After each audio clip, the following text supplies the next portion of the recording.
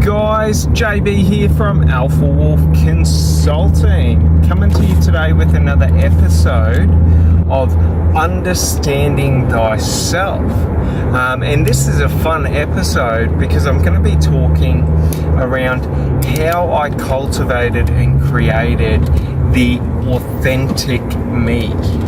So my version of my authentic self.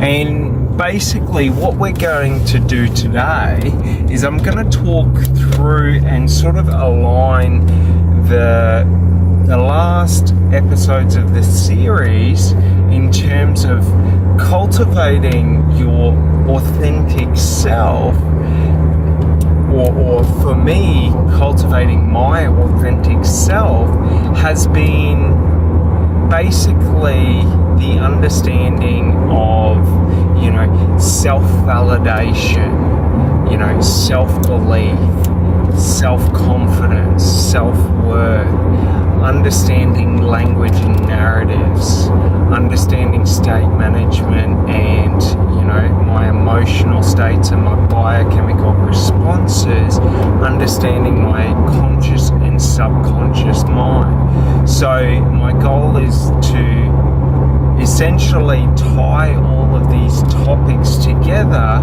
to sort of show you how we layer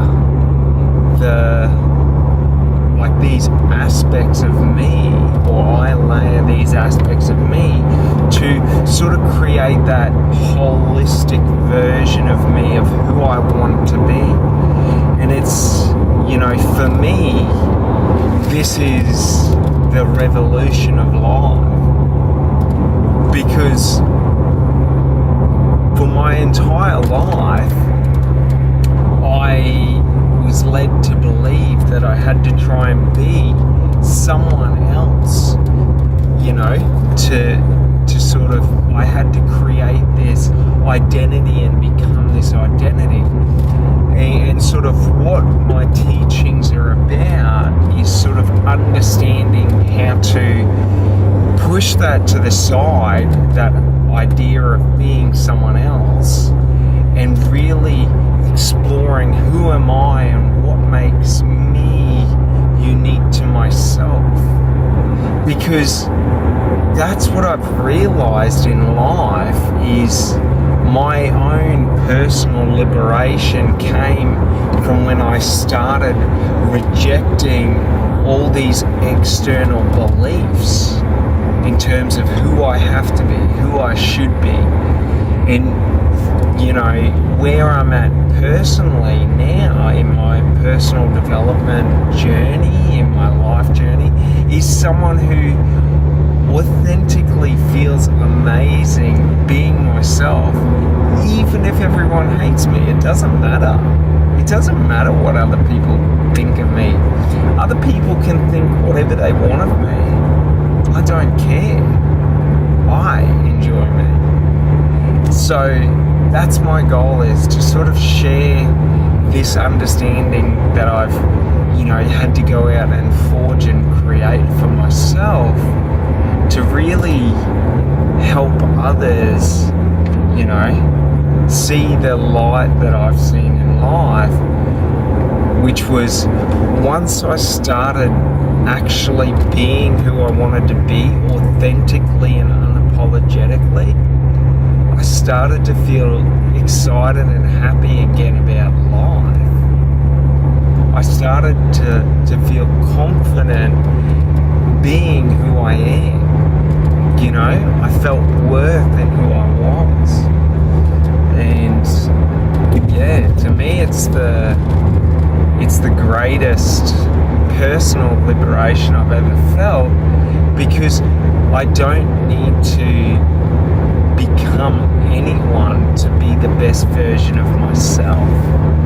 So we'll sort of start with understanding self-validation, in terms of my understandings on self-validation is that I have to be able to validate my thoughts and beliefs as being valuable to me before, otherwise, if I don't think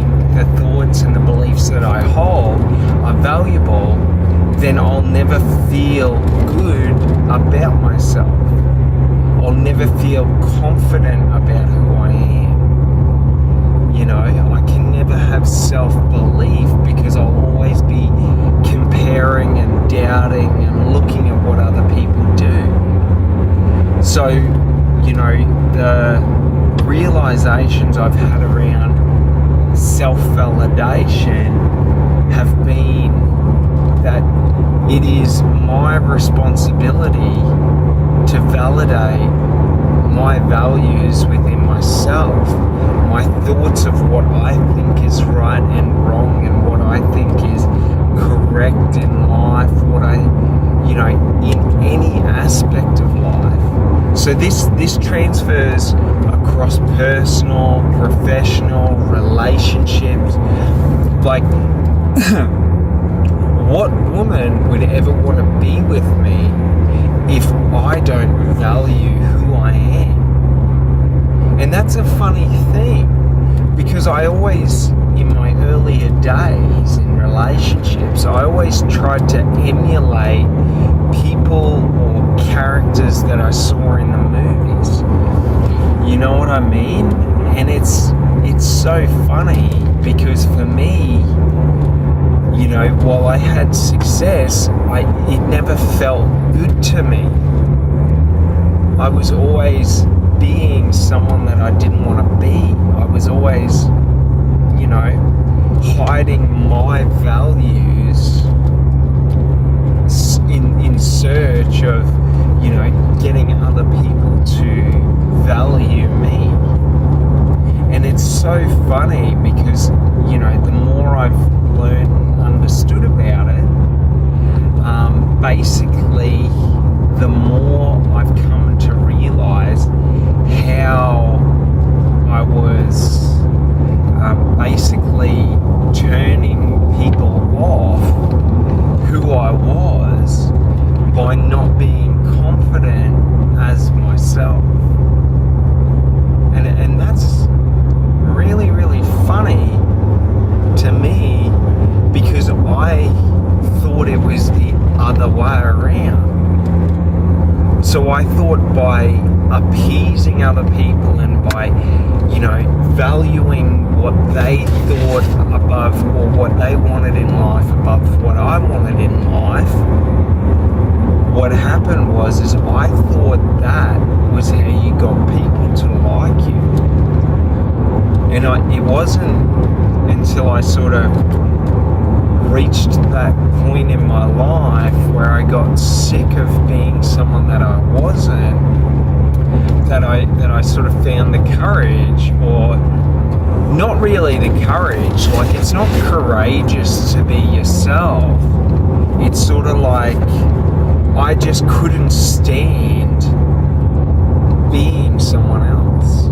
Like I had to get to a point in life where, to me, like it was sort of like being someone else. I sort of didn't want to, you know, live anymore.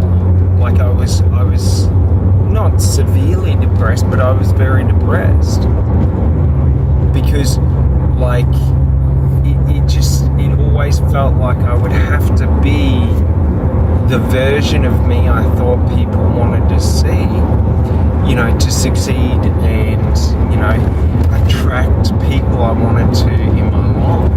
But what I couldn't see in those days was the only people I was attracting were the people who wanted to be around that false character that I had created. And unfortunately for me, this was a very self-destructive way of living, because the person I created was the opposite of me. So in essence, what I was doing was attracting people who didn't like the authentic me, and then I was sort of forcing myself to be who they wanted me to be, to really, you know, become accepted among other people. And it's just like at this point and stage in my life, I would sooner kill myself than not be my authentic self. Like, I cannot stand being another person anymore. And it's so funny because in my professional life, you know, working in sales, it's all about sort of wearing masks, you know, creating this persona of, you know, if I'm a property consultant, you know, I'm the persona of what people think or assume a property consultant should look like or how they should act.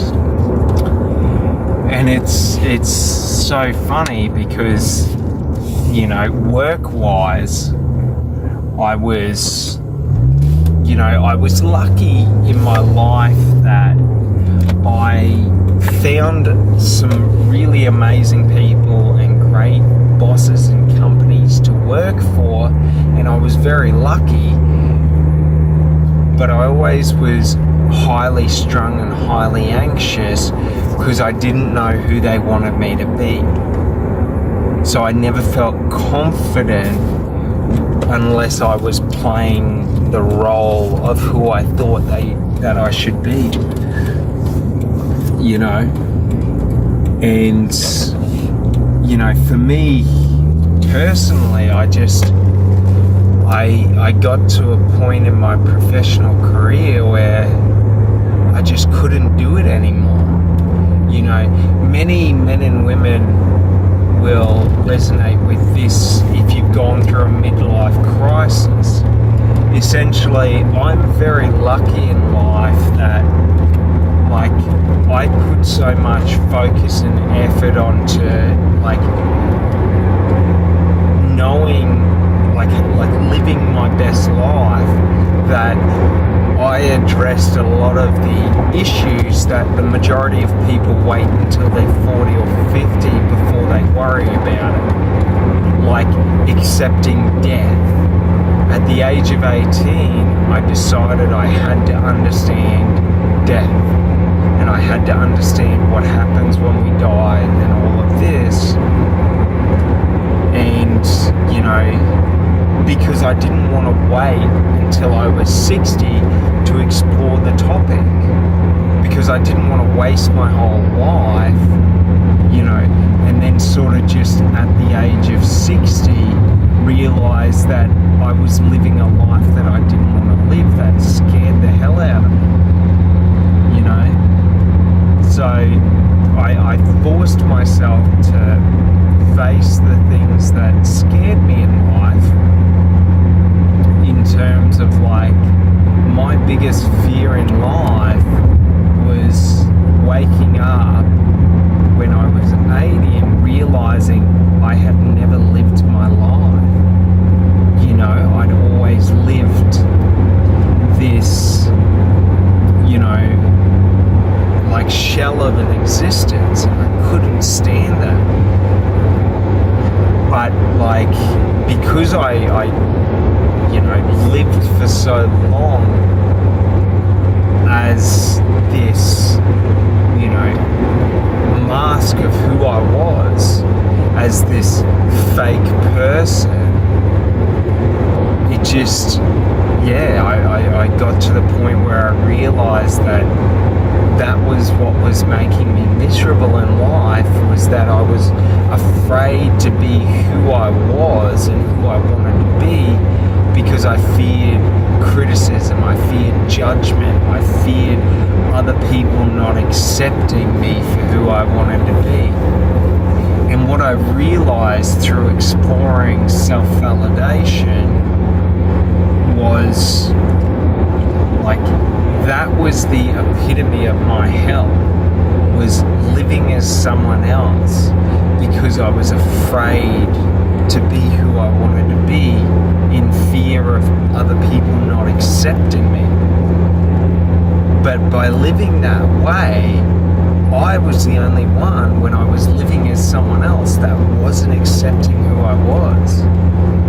And, like, so many people I know in life have just naturally always, felt confident being who they are. But a lot of people don't. A lot of people I see still live with those masks, with those ideologies that you have to be someone else, that you can't show people the authentic you. And it's sort of like, it made me so depressed on the inside, because I never realized how much damage I was doing to myself not accepting myself. I was creating so much, not hatred, but self-hatred. I didn't accept who I was.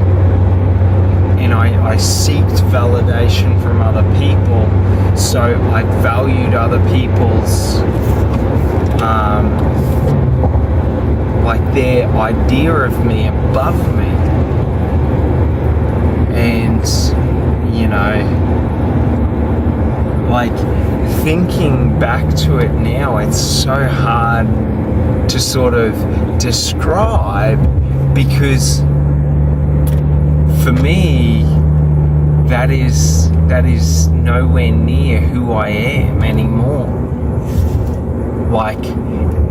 It's sort of like seeing an old, weaker version of myself,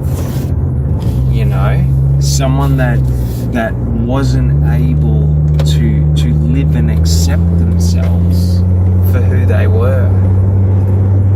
And that's sort of one of my personal goals with creating personal development content, is that at an early age,